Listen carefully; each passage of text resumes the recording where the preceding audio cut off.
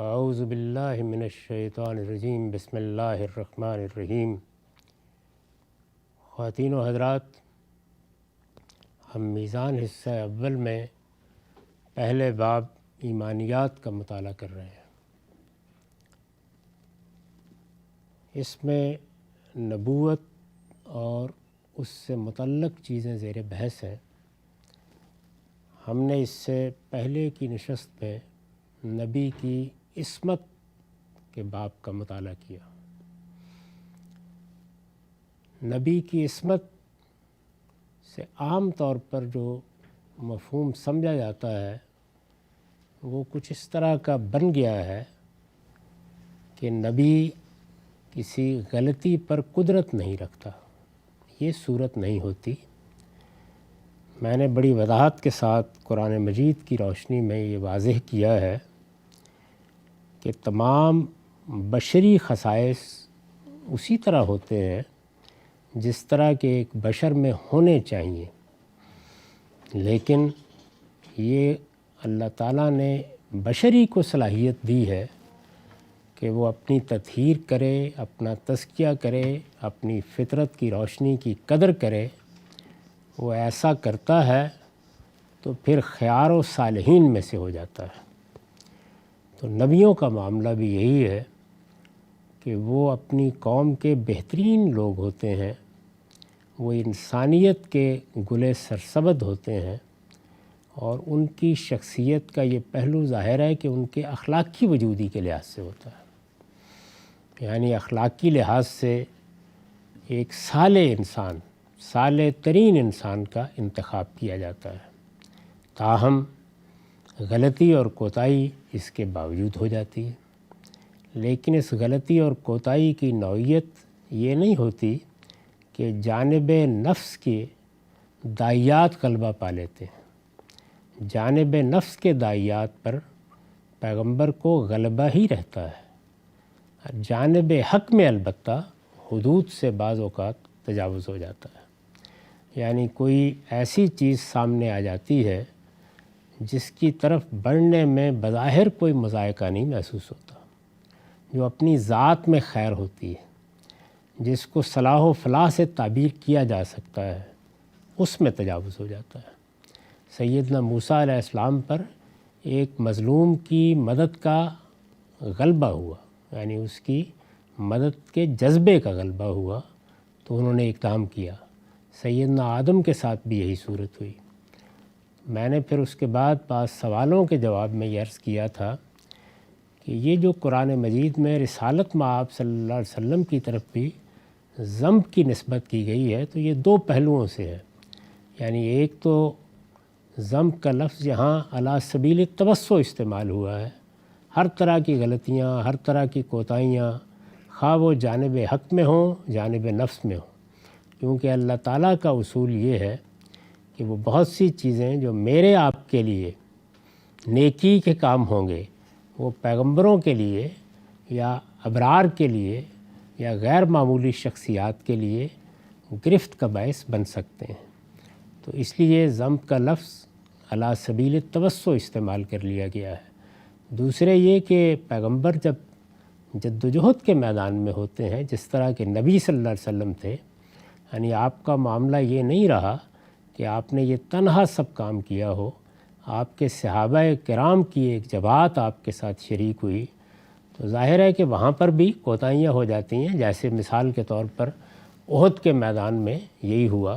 تو ان تمام چیزوں کو پیغمبر چونکہ، نبی چونکہ اپنے ساتھیوں کی طرف سے بھی گویا ایک وکیل کی حیثیت رکھتا ہے خدا کی بارگاہ میں، تو علی سبیل التوسع ان کی غلطیوں اور کوتاہیوں کو بھی پیش نظر رکھ کر یہ لفظ استعمال کر لیا جاتا ہے۔ یہ ساری بحث پایہ تکمیل کو پہنچ گئی تھی۔ اب اس کے بعد اگلا عنوان ہے نبی کی ریاضت۔ نبی جس ذمہ داری کو پورا کرنے کے لیے مبعوث کیے جاتے ہیں اس کے لحاظ سے عبادت و ریاضت میں بعض اوقات ان سے زیادہ اہتمام کا تقاضا کیا جاتا ہے۔ یعنی عبادت کا تقاضا تو ہر شخص سے کیا گیا ہے۔ اللہ تعالیٰ نے اس دنیا میں ہمیں بھیجا ہے تو یہ بتا دیا ہے کہ وما خلقت الجن والانس الا لیعبدون، اسی لیے بھیجا ہے کہ ہم اللہ کے بندے ہو کر رہیں، بندے بن کر رہیں۔ یہ بندگی زندگی کے ہر معاملے میں ہے، یعنی تمام وہ چیزیں کہ جو ہمارے اخلاقی وجود کی تطہیر کے لیے ضروری ہیں، جو ہمارے معاملات کی تطہیر کے لیے ضروری ہیں، جو ہمارے تعلقات کی تطہیر کے لیے ضروری ہیں، وہ ہمیں اختیار کرنا ہوتی ہیں۔ اور اسی طرح اللہ تعالیٰ کے ساتھ ہمارے تعلق کا ظہور عبادات میں ہوتا ہے، یعنی اللہ تعالیٰ کے ساتھ ہمارے تعلق کی جو جہات ہیں وہ تین ہی ہیں۔ پرستش کا تعلق ہے، اس لیے کہ وہ خالق ہے، مالک ہے، معبود ہے، اس نے ہمیں وجود بخشا ہے، اس لحاظ سے وہی اس کا مستحق ہے کہ اس کی پرستش کی جائے، اس کی پوجا کی جائے، اس کے سامنے رکوع و سجود کیا جائے۔ پرستش اصل میں معبود کی سطح کی کسی شخصیت کے ساتھ وہ تعلق ہے جس میں ہم اپنا آپ اس کے سامنے ڈال دیتے ہیں، اس کی عظمت کا اعتراف کرتے ہیں۔ اسی لیے اسلام جس مذہب کا نام ہے اس کا مطلب بھی یہی ہے کہ اسلمت لرب العالمین، میں نے اپنے آپ کو جہانوں کے پروردگار کے سپرد کر دیا۔ یہ سپرداری ہے جس کا اظہار پرستش میں ہوتا ہے، اطاعت میں ہوتا ہے، حمیت و حمایت میں ہوتا ہے۔ تو عبادات اصل میں ہمارے اس تعلق کی علامتی صورتیں ہیں جو اختیار کی جاتی ہیں۔ عبادت مجھے بھی کرنی ہے، آپ کو بھی کرنی ہے۔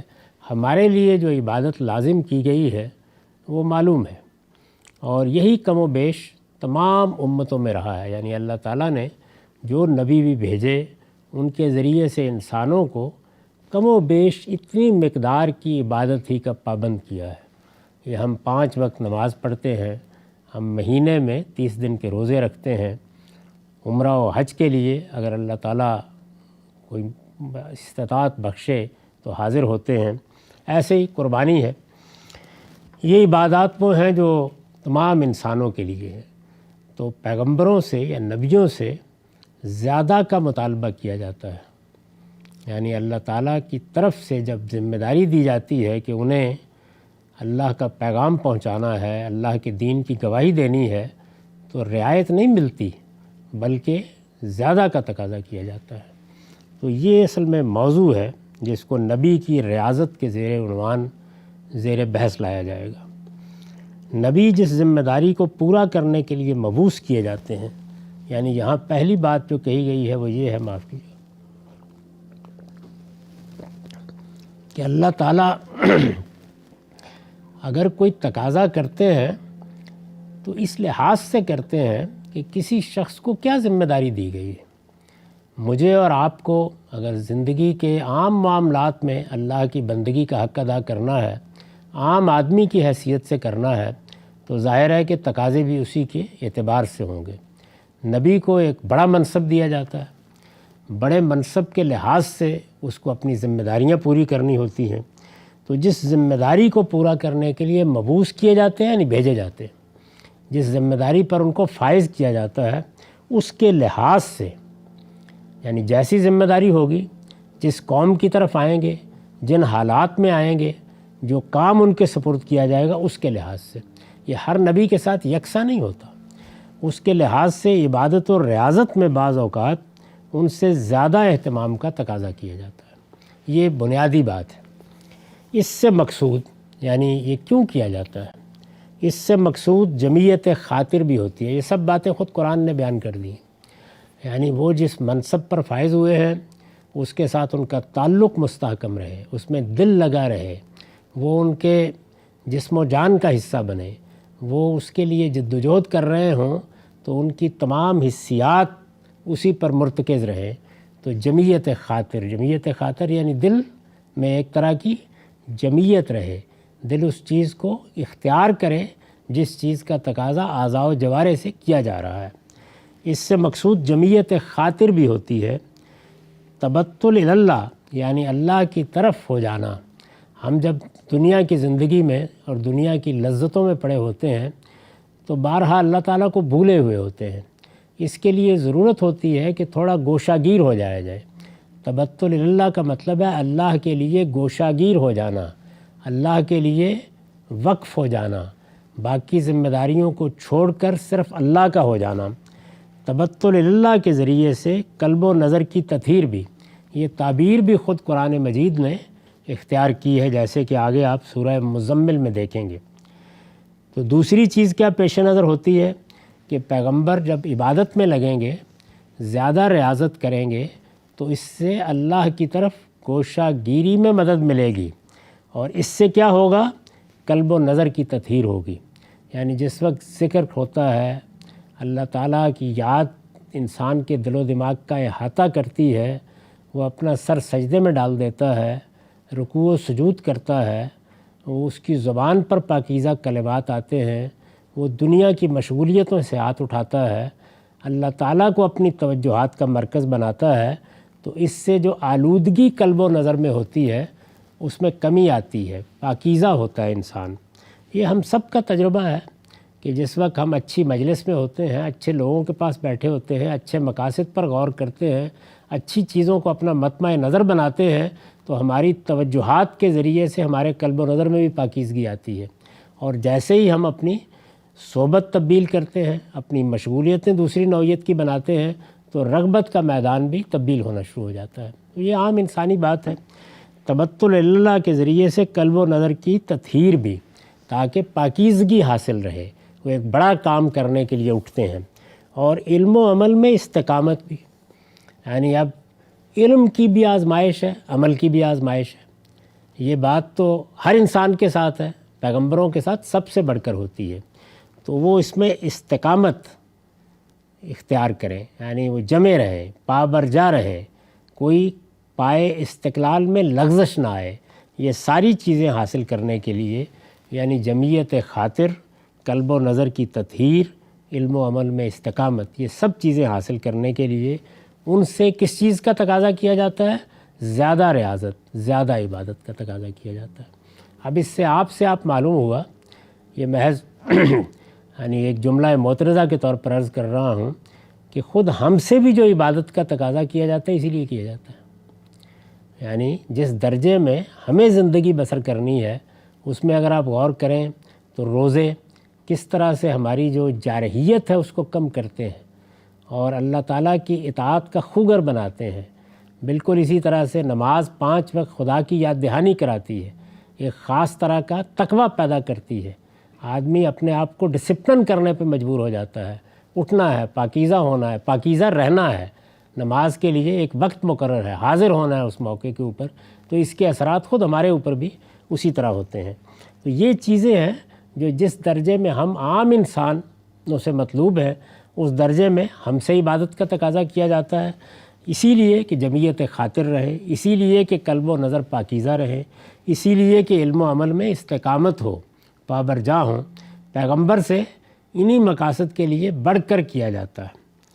موسیٰ علیہ السلام کے بارے میں قرآن کا بیان ہے کہ انہیں جب تورات کی الواح دینے کا فیصلہ کیا گیا تو اس سے پہلے وہ اس بار عظیم کو اٹھانے کے لیے ذہنی اور قلبی تیاریوں کی غرض سے 40 دن تک جبل طور پر معتکف رہے۔ یہ معلوم ہے کہ اعتکاف ایک بڑی عبادت ہے، بلکہ اگر آپ غور کریں تو عبادت جن مقاصد کو پیش نظر رکھ کے کی جاتی ہے، ان میں یہ چیزیں جو اوپر بیان کی گئی ہیں، ان میں اگر سب سے زیادہ کوئی مؤثر چیز ہے تو وہ اعتکاف ہے۔ یعنی آپ نے گویا دنیا کو کچھ دنوں کے لیے چھوڑ دیا، 8-10 دن کے لیے، 2-4 دن کے لیے، 20 دن، مہینے کے لیے آپ بالکل الگ ہو گئے، دنیا کی مشغولیتوں سے ہاتھ اٹھا لیا۔ اب کیا ہوگا؟ اب تمام توجہات کا مرکز اعلیٰ چیزیں بن جائیں گی۔ یعنی انسان کو جو سفلی چیزوں کی طرف یا پست چیزوں کی طرف رغبت ہوتی ہے یا خواہشات کی اسیری کا اندیشہ ہوتا ہے، اس سے اپنے آپ کو انسان اٹھا لیتا ہے۔ تو اعتکاف اگر آپ غور کر کے دیکھیں تو منتہائی کمال ہے اس لحاظ سے۔ یعنی ہم نے روزہ رکھا تو کیا کیا؟ اپنی جبلت کے بعض تقاضوں پر پابندی لگا دی۔ اعتکاف میں یہ پابندی بڑھ جاتی ہے، آپ اپنی نقل و حرکت پر بھی پابندی لگا دیتے ہیں، وہ اجازت جو روزے کی راتوں میں ہے وہ بھی ختم ہو جاتی ہے اور بالکل الگ ہو کے بیٹھ جاتے ہیں۔ تو یہ اعتکاف پیغمبر کرتے رہے ہیں، اور ظاہر ہے کہ اپنی ذمہ داریوں کے لحاظ سے کرتے رہے ہیں۔ بڑی قدیم عبادت ہے۔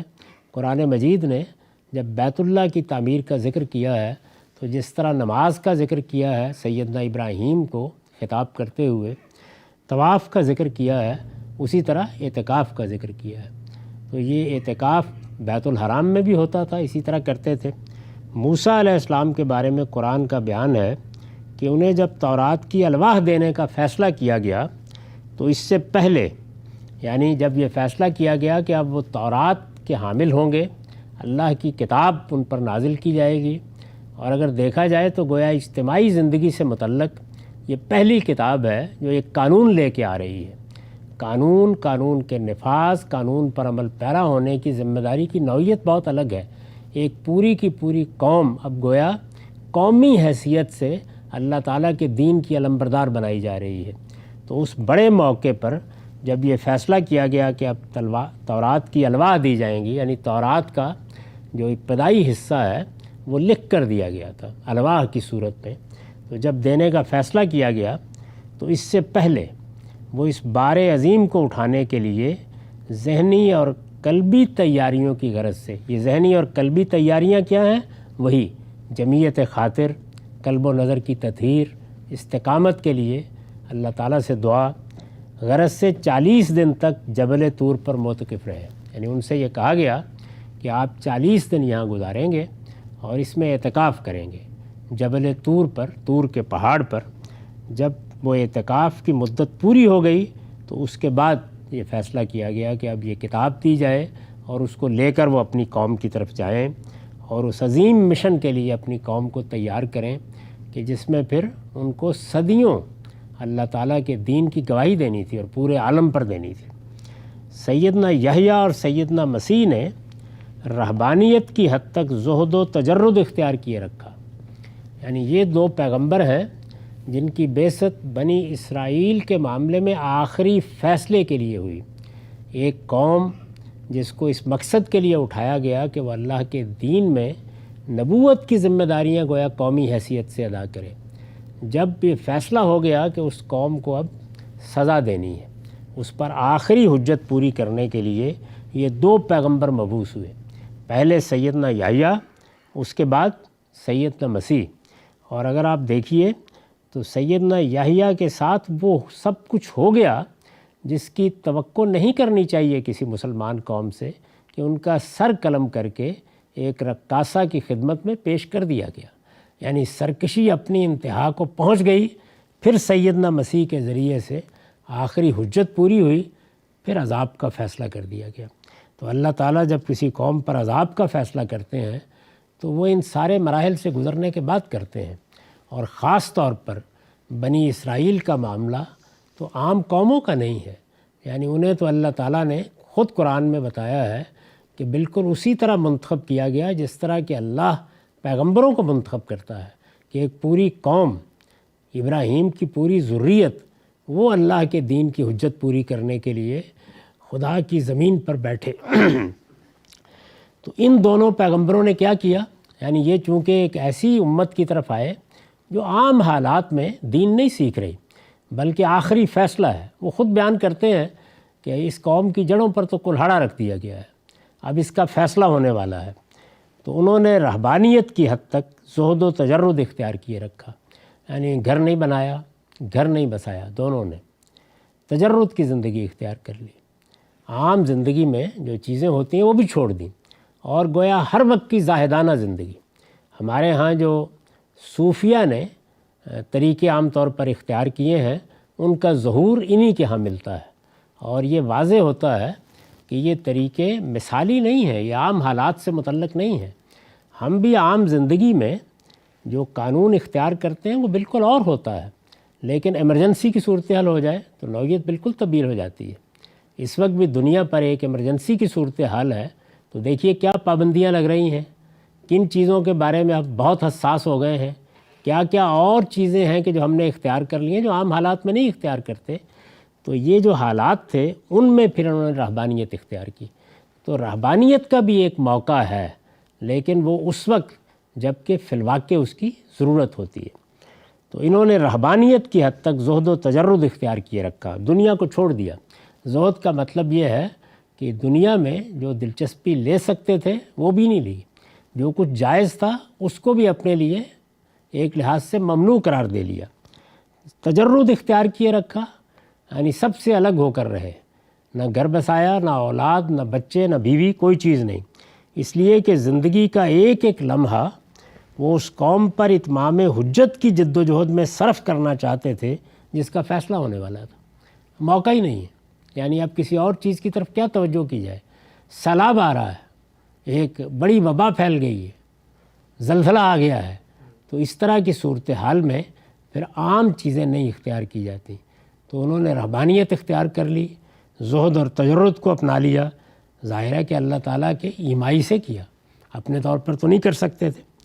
نبی صلی اللہ علیہ وسلم اسی مقصد سے ہر سال اعتکاف کرتے، یعنی نبی صلی اللہ علیہ وسلم پر بھی یہ بڑی ذمہ داری ڈالی گئی، لیکن وہ نوعیت نہیں تھی کہ ایک قوم کا اس طرح فیصلہ ہو جانا ہے تو آپ کیا کرتے؟ ہر سال اعتکاف کرتے۔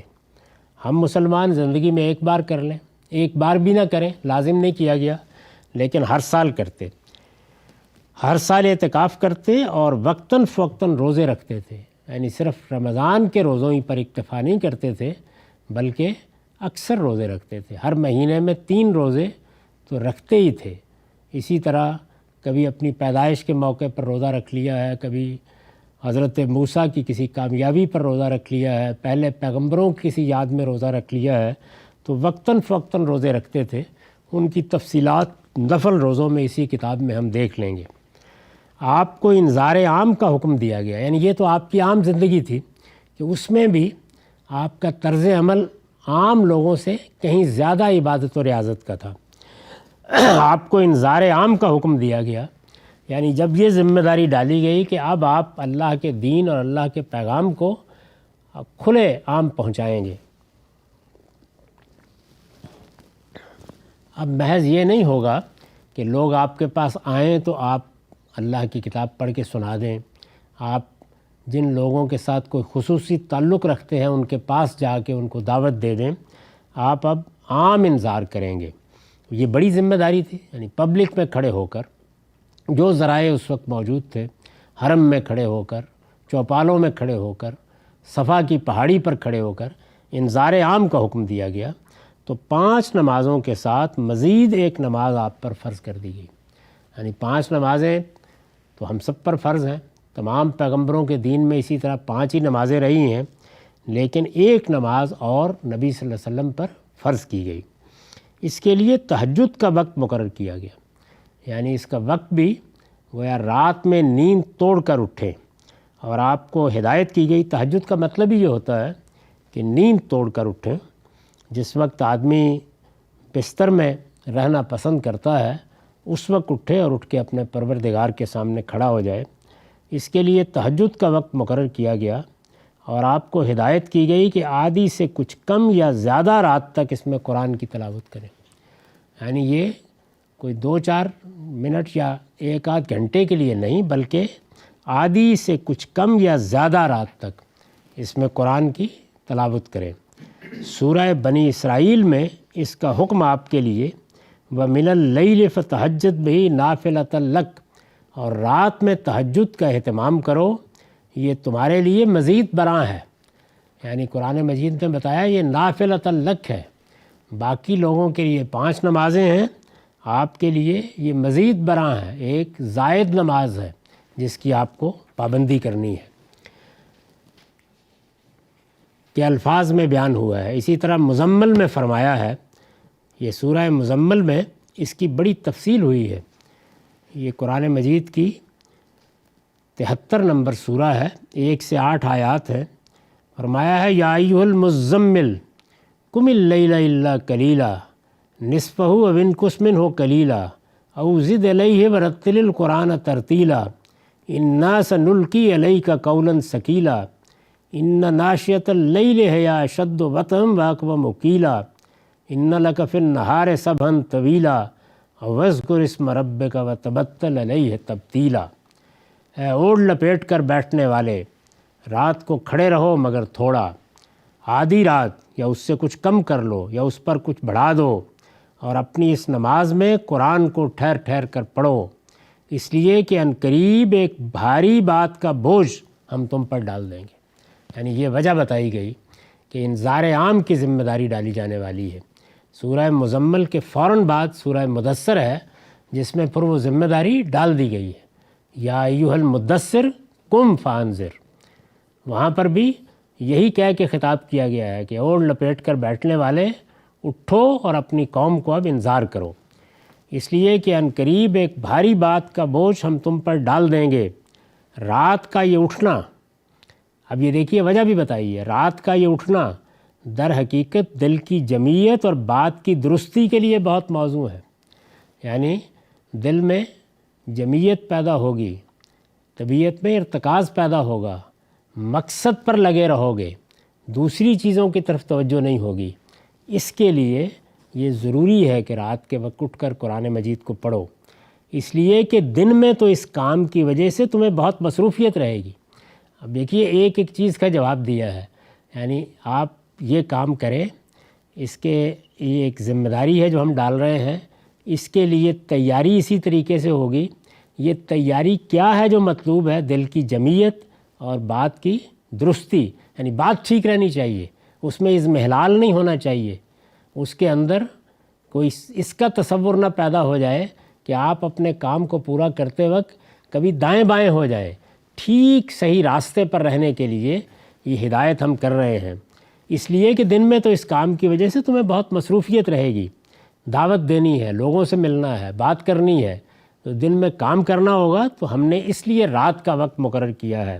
لہٰذا اس وقت پڑھو اور اپنے رب کے نام کا ذکر کرو، اور رات کی اس تنہائی میں سب سے ٹوٹ کر اسی کے ہو رہو۔ یعنی یہ آخر تک بتا دیا کہ یہ مقصد کیا ہے، تبتل اللہ، تاکہ زندگی کی مصروفیات، دعوت کی مصروفیات، لوگوں سے ملنے کے معاملات، یہ ساری پاکیزگی کے کام ہیں، لیکن ان کاموں کو کرنے کے لیے جو دل و دماغ کی راستی چاہیے وہ حاصل نہیں ہوگی جب تک اللہ تعالیٰ کے ساتھ تعلق نہیں پیدا ہوگا۔ اور اللہ تعالیٰ کے ساتھ تعلق کے لیے نماز، اور پیغمبر کے لیے یہ خاص نماز، یہ ایک زائد نماز، ایک بہت بڑی ذمہ داری، یہ آخری نبوت ہے، دنیا پر آخری حجت پوری کرنے کے لیے اٹھایا جا رہا ہے، تو اس مقصد کے لیے آپ کو اس ریاضت کا پابند کیا گیا۔ تو اس باب میں میں نے یہ بتایا ہے کہ پیغمبروں کے ساتھ اللہ کا معاملہ کیا ہوتا ہے اور عام لوگوں کے ساتھ معاملہ کیا ہوتا ہے۔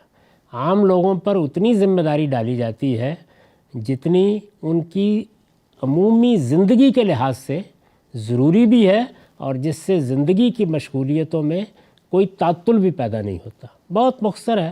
یعنی کم و بیش کوئی، اگر آپ فرض نمازوں کو دیکھیں تو شب و روز میں آدھ گھنٹے کے لیے ہم خدا کی بارگاہ میں حاضر ہو جاتے ہیں۔ سب نمازوں کا وقت بھی اگر ملا لیں تو یہ آدھ گھنٹے 35 منٹ سے زیادہ نہیں بنتا۔ اچھی نماز بہت پڑھیں تو 40 منٹ کے قریب لگ جائیں گے، زیادہ سے زیادہ کوئی 1 گھنٹے میں پڑھ لے گا۔ تو 24 گھنٹے میں بس یہی وقت ہے جو خاص کیا گیا ہے۔ اس کے بعد تو اللہ تعالیٰ نے ذمہ داری نہیں ڈالی، آپ نوافل پڑھیں، اللہ کو یاد کریں، جس حد تک بھی کر سکتے ہیں، لیکن پیغمبروں کا معاملہ یہ نہیں ہے۔ اس سے یہ کہا جا سکتا ہے کہ وہ لوگ جو پیغمبروں کے بعد ان ذمہ داریوں کو ادا کرنے کے لیے اٹھیں، ان کو بھی نوافل کا اہتمام کرنا چاہیے، تاکہ یہی چیز ان کے لیے بھی راستی کا، جمعیت خاطر کا ذریعہ بنے۔ اور اس میں تہجد کی نماز کے تو کیا ہی کہنے ہیں، بہترین وقت وہی ہے کہ آپ سب چیزوں سے کٹ کر اپنے رب کے سامنے کھڑے ہوتے ہیں، اس کے ساتھ سرگوشیاں کرتے ہیں، اس کی طرف آپ کی توجہ ہوتی ہے۔ اس پر ہم تفصیل سے گفتگو کریں گے جب نمازوں کا باب زیر بحث آئے گا۔ یہاں تو صرف یہ بتانا مقصود تھا کہ پیغمبروں سے عام لوگوں کے مقابلے میں زیادہ ریاضت کا مطالبہ کیا جاتا ہے، اور اسی سے آپ اندازہ کر سکتے ہیں کہ ایک وہ دنیا کے اندر کام کرنے والے لوگ ہوتے ہیں جو لیڈری کرنے کے لیے اٹھتے ہیں، یا اور اس نوعیت کے دنیا کے اندر بڑے مقامات کی جدوجہد کرتے ہیں، تو بالعموم اپنے لیے ذمہ داریاں کم کرتے ہیں اور اپنے لیے آسائشیں مقدر کرتے ہیں۔ لیکن پیغمبروں کا معاملہ بالکل الگ ہے، وہ ہم سے 5 نمازیں پڑھواتے ہیں، خود 6 نمازیں پڑھتے ہیں۔ جو چھٹی نماز ہے وہ بھی آپ دیکھیے کہ کس طرح کی نماز ہے، آدھی رات تک کھڑے ہو کر آپ اللہ کو یاد کریں، اللہ کے سامنے گڑ گڑائیں، قرآن مجید پڑھیں جو قرآن آپ پر نازل کیا گیا ہے، رتل القرآن ترتیلا، ایک ایک لفظ جو ہے اس کو آپ دیکھیے. یہ بڑی ذمہ داری ہم آپ پر ڈال رہے ہیں، یہ قول ثقیل ہے، یہ ایک بھاری بوجھ ہے. آپ نے دن میں بہت سے کام کرنے ہیں، اس لیے ہم نے رات کا وقت مقرر کیا ہے. اس رات کے وقت میں اپنے رب کے نام کو یاد رکھیں. وَتَبَتَّلْ إِلَيْهِ تَبْتِيلًا، سب سے ٹوٹ کر اسی کے ہو رہے ہیں. تو یہ ساری بات گویا بڑی تفصیل کے ساتھ بیان کر کے یہ تقاضا کیا گیا ہے کہ آپ کو عام لوگوں کے مقابلے میں زیادہ ریاضت کرنی ہے. اس پر یہ باب پایا تکمیل کو پہنچ گیا. اس کے بعد ہم اب نبی کی فضیلت کن پہلوؤں سے ہوتی ہے اس کو دیکھیں گے. ہم سے ایک سوال تھا نبی کی ریاضت کے اس مضمون سے متعلق. ہم نے جس وقت غار حرا کے اوپر آپ نے ایک تفصیلی گفتگو کی تھی تو اس موقع پہ قرآن مجید کے مختلف مقامات سے بتایا تھا کہ جو اللہ تعالیٰ رسالت کے منصب پہ فائز کرتے ہیں، نبوت دیتے ہیں، تو اس سے پہلے وہ ایک عام آدمی کی زندگی گزار رہے ہوتے ہیں. کوئی ان کے اندر اس طرح غاروں میں جا کے اعتکاف کرنا یہ نہیں ہوتا. یہاں ہم دیکھتے ہیں کہ اللہ وہ دینے کے بعد جب کوئی اور ذمہ داری دیتے ہیں تو اس کے لیے پھر آپ کو معتکف ہونا ہے، اس کے لیے خاص ریاضت. ان دو چیزوں میں فرق ہے. جی وہ بات اور پہلو سے اس کی نفی کی گئی ہے. یعنی اس کی نفی اس پہلو سے کی گئی ہے کہ یوں نہیں ہوتا کہ پیغمبر اس منصب کے لیے خواہاں ہو کے کھڑا ہوتا ہے. وہ یہ تلاش کر رہا ہوتا ہے کہ کوئی روشنی اس کو ملے، کوئی راستہ اس کے لیے کھلے. جس طرح کے بالعموم ہمارے ہاں اچھی صلاحیتیں رکھنے والے لوگ اپنی اس صلاحیت کو نشو و نما دینے کے لیے کر رہے ہوتے ہیں، یا نفسی علوم کی طرف رغبت رکھنے والے لوگ ان میں اشتغال کے لیے کر رہے ہوتے ہیں. یا اسی طریقے سے یہ سن کر کہ اللہ تعالیٰ کی اگر زیادہ عبادت کی جائے، زیادہ ریاضت کی جائے تو اس سے کچھ اکتشافات ہوتے ہیں، کوئی چیزیں کھل جاتی ہیں، اس کے لیے کر رہے ہوتے ہیں. تو وہاں نفی سے مقصود یہ ہے کہ یہ چیز پیغمبروں کے ہاں آپ کو نظر نہیں آتی. وہ عام انسانوں کی زندگی بسر کرتے ہیں نہایت اعلیٰ اخلاق کے ساتھ، اعلیٰ کردار کے ساتھ، اعلیٰ سیرت کے ساتھ. اللہ بتاتا ہے کہ اب آپ کو یہ کام کرنا ہے، اس کے لیے آپ کو یہ عبادت کرنی ہے، یہ ریاضت کرنی ہے، پھر وہ یہ کرتے ہیں. رسالت میں آپ صلی اللہ علیہ وسلم کے معاملے میں معلوم ہے کہ آپ نے حج کیا، آپ عمرہ بھی کرتے ہوں گے. یہ حج ایک جس کی تفصیلات آ گئی ہیں، اس کے علاوہ بھی معلوم نہیں کتنی مرتبہ اس سے پہلے کیا ہوگا. آپ حرم میں بھی جاتے ہوں گے، نمازیں بھی پڑھتے ہوں گے. یعنی ظاہر ہے کہ اگر حضرت ابو ذر کے معاملے میں ہم یہ جانتے ہیں، دوسرے صحابہ کے بارے میں، تو آپ کے بارے میں کیوں نہیں جانتے؟ تو یہ ساری چیزیں جتنی ہیں یہ ہوں گی. لیکن کسی غار میں جا کے بیٹھ کے تپسیا کرنا کہ اس سے کوئی روشنی مل جائے، نروان مل جائے، یہ پیغمبروں کے یہاں نہیں ہوتا. دوسرا، ہمارے صوفیہ بعض معمولات بتاتے ہیں کہ انسان کا فوکس رہے عبادات کے ساتھ بھی. تو وہ جو معمولات ہیں وہ جس طرح ہمیں یہاں پر ایک تصور نظر آتا ہے کہ اللہ تعالیٰ بھی ان کی جمعیت کے لیے کچھ معمولات بتا رہے ہیں کہ رات کو اٹھیں، تو صوفیہ معمولات بتاتے ہیں عبادات کے علاوہ، وہ بھی مفید ہوتے ہیں جمعیت کے لیے. اللہ تعالیٰ نے یہ سب کچھ جو کچھ بتا دیا ہے کہ یہ کافی نہیں ہے. جب پیغمبر کی ذمہ داری معمولی ذمہ داری نہیں ہے، یعنی اللہ کے نبی نے دنیا کی ہدایت کے لیے کھڑا ہونا ہے، ایک قوم پر حجت پوری کرنی ہے، اتمام ہدایت کرنا ہے. تو جو چیزیں اس کو بتائی گئی ہیں جتنی اپنا سکتے ہیں آپ بھی اپنائیے. اس کے لیے اور چیزیں اختیار کرنے کی کیا ضرورت ہے؟ دین میں کوئی بدعت نہیں ایجاد کی جا سکتی. دین میں اسی راستے پر رہنا ہوگا جو اللہ نے، اللہ کے پیغمبروں نے ہم کو بتا دیا ہے. البتہ ایسی کوئی تدبیریں کہ جو آپ عام زندگی میں بھی اختیار کرتے ہیں. آپ کہتے ہیں نا کہ بھئی نشاط خاطر کے لیے ورزش کرنی چاہیے، یا یہ یوگا کی مشق کر لینی چاہیے، یا فلاں نوعیت کا کام کر لینا چاہیے، اس میں کوئی حرج کی بات نہیں. لوگ تسبیح بالعموم پڑھتے ہیں، اس طرح ذکر کرتے ہیں. یہ بات تو خود رسالت میں آپ صلی اللہ علیہ وسلم نے بتا دی ہے کہ اللہ تعالیٰ کا نام اگر آپ یا اللہ کی تسبیح بار بار کرتے ہیں تو اس سے ایک طرح کا توجہ کا ارتکاز پیدا ہو جاتا ہے. تو اس میں تو کسی اور سے پوچھنے کی ضرورت نہیں، خود پیغمبر ہی نے بتا دیا ہے. سر اسی سے کنیکٹڈ سوال ہے کہ آج کل because of the circumstances corona وغیرہ کی وجہ سے بہت ساری چیزیں سرکولیٹ کرتی ہیں آن لائن کہ 500 دفعہ یہ پڑھیں گے تو اس سے یہ فاقہ ہوگا، یا 300 دفعہ یہ پڑھیں گے تو یہ مشکل آسان ہوگی. سر ان چیزوں میں کیا حقیقت ہے نذکار میں؟ اللہ تعالیٰ نے تو تمام مشکلات کی آسانی کے لیے ایک ہی نسخہ بتایا ہے کہ استعینوا بالصبر والصلاۃ، یعنی ثابت قدمی کے ساتھ میرے تعلق پر جمے رہو اور نماز پڑھو. تو نماز اور دعا ہے جو پیغمبروں نے بتائی ہے. تو جس چیز کو خود پیغمبروں نے واضح کر دیا اس میں بس پیغمبروں ہی کے طریقے پر رہنا چاہیے. باقی اگر کوئی آدمی کہتا ہے کہ آپ اللہ کا نام لیں یا تسبیح کریں یا بار بار قرآن مجید کا کوئی حصہ پڑھیں تو اپنی ذات میں یہ کوئی بری چیز نہیں ہے، آپ پڑھ لیں. تاہم یہ کہنا کہ اس کا یہ نتیجہ نکلے گا، اس کی کوئی بنیاد نہیں ہوتی. یعنی یہ نتیجہ نکلے گا یہ تو اللہ ہی بتا سکتا ہے، لوگوں کے تجربات ہیں، وہ اپنے تجربات کے لحاظ سے بتا دیتے. لیکن سر پیغمبر صلی اللہ علیہ وسلم کی نسبت سے بہت ساری چیزیں بیان ہو رہی ہیں کہ انہوں نے فرمایا کہ یہ پڑھیں گے تو یہ افاقہ ہوگا، یا یہ اذکار کریں گے تو یہ فائدہ ہوگا اس کا. سر ان کی نسبت سے جو چیزیں آ رہی ہیں جی اس میں لوگ بڑی بے احتیاطی کرتے ہیں. اس طرح کی چیزیں بالکل موضوع ہیں، لوگوں نے گھڑ کے پھیلانا شروع کی. وہ لوگ پکڑے بھی گئے جنہوں نے یہ چیزیں گھڑ کے پھیلانا شروع کی. یہ مثلا قرآن مجید کی صورتوں کے جو فضائل بیان کیے جاتے ہیں یہ سب کے سب موضوعات ہیں، گھڑی ہوئی چیزیں.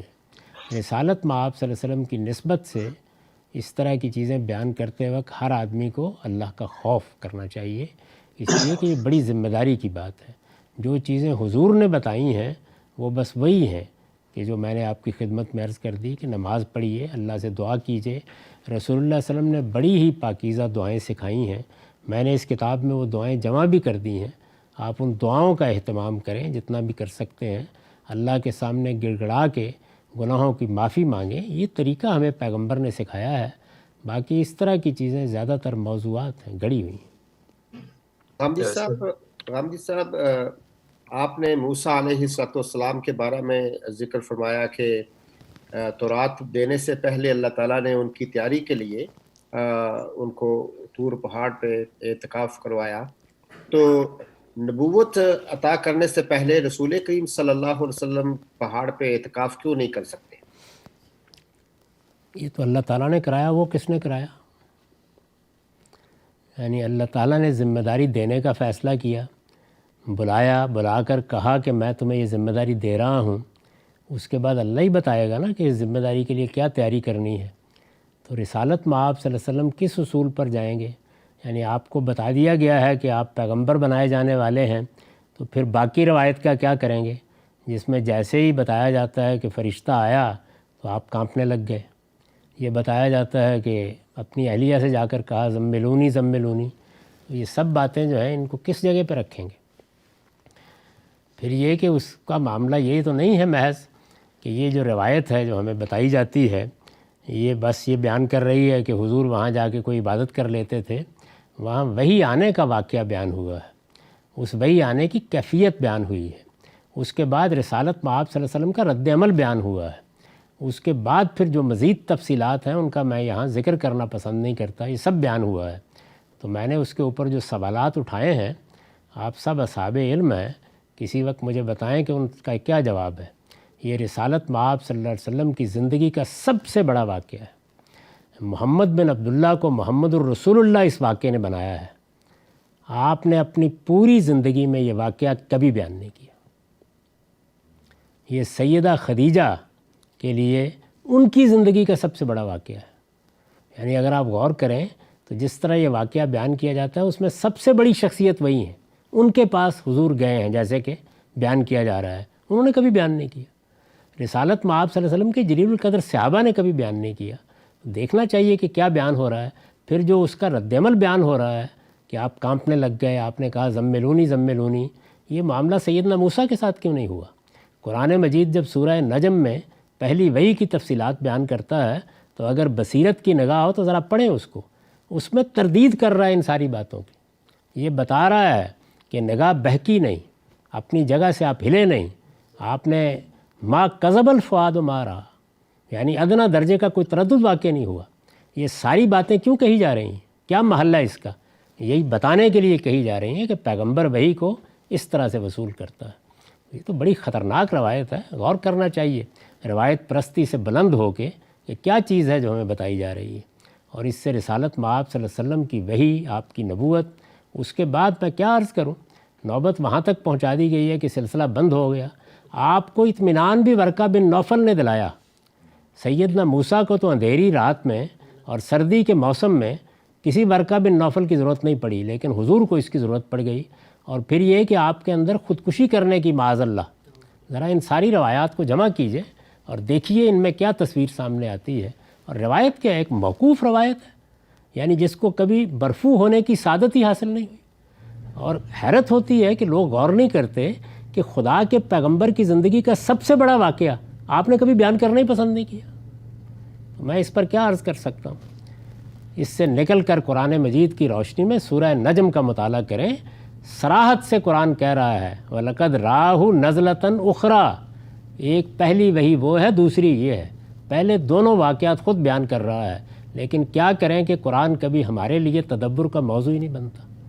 خواتین و حضرات، ہم میزان حصہ اول میں ایمانیات کے باب کا مطالعہ کر رہے ہیں. اس میں نبوت اور اس کے متعلقات زیر بحث ہیں. ہم نے پچھلی نشست میں اس چیز کو سمجھنے کی کوشش کی کہ اللہ تعالیٰ اپنے پیغمبروں سے کیا اس سے بڑھ کر عبادت و ریاضت کا مطالبہ کرتے ہیں جو عام لوگوں سے کیا گیا ہے. نبی کی ریاضت کے عنوان کے تحت میں نے اس کو قرآن مجید کی روشنی میں واضح کیا اور یہ بتایا کہ یہ تو اللہ تعالیٰ کے قانون سے معلوم ہوتا ہے کہ وہ صالحین میں سے کسی اعلیٰ ترین شخصیت کا انتخاب کرتے ہیں اور اس کے سر پر نبوت کا تاج رکھتے ہیں. لیکن جس وقت یہ ذمہ داری دے دیتے ہیں تو اس کے بعد پھر اس کی جمعیت خاطر کے لیے، اس کے قلب و نظر کی تطہیر کے لیے اور اسی طرح سے علم و عمل میں استقامت کے لیے کچھ زیادہ ریاضت، کچھ زیادہ عبادت کا مطالبہ بھی کرتے ہیں. ہمارے ہاں ہم لوگوں کے لیے بھی اعتکاف کی عبادت ہے، لیکن خاص موقعوں پر پیغمبروں سے اس کا تقاضا کیا گیا کہ وہ اس طرح اپنے رب کی طرف الگ ہو کے آئیں، گوشہ گیر ہوں، اپنے آپ کو اپنے پروردگار کی کتاب کے ساتھ مشغول کریں، جیسے کہ رسول اللہ سے یہ مطالبہ کیا گیا کہ آپ اس میں قرآن پڑھیں. رات کے وقت آدھی رات تک یا اس سے کچھ زیادہ یا اس سے کچھ کم آپ قرآن مجید کا مطالعہ کریں اور قرآن مجید کو ٹھہر ٹھہر کر پڑھیں، اس پر غور کریں، اس پر تدبر کریں اور اپنے رب کے نام کو یاد کریں وَتَبَتَّلْ إِلَيْهِ تَبْتِيلًا. اس سے میں نے اس جانب بھی توجہ دلائی کہ یہ زہد، یہ رہبانیت، یہ تجرد، یہ ریاضت، یہ سب چیزیں جو ہیں یہ ہمارے دین میں ایک مقام رکھتی ہیں، لیکن یہ مقام ذمہ داریوں کے لحاظ سے ہوتا ہے. اس طرح کی چیزوں کو جیسے ہی آپ ان کے موقع اور محل سے اٹھا دیتے ہیں اور اٹھا کر ان میں تعمیم کرتے ہیں تو اس سے بڑی خرابیاں پیدا ہو جاتی ہیں. چیز اس کی جگہ پر رہنی چاہیے. اس کی میں ایک چھوٹی سی مثال دے کے آگے بڑھتا ہوں. رسالت مآب صلی اللہ علیہ وسلم جب مدینہ تشریف لائے، جن لوگوں کی سیرت کے تمام پہلوؤں پر نگاہ ہے وہ جانتے ہیں کہ مکہ میں آپ ایک متمول تاجر کی زندگی بسر کرتے رہے ہیں. یعنی آپ کا معاملہ مال و دولت کے لحاظ سے بھی کوئی ایسا کم نہیں تھا. ایک اچھے تاجر کی حیثیت سے آپ نے کمایا بھی اور اس کے لحاظ سے آپ خرچ بھی کرتے تھے.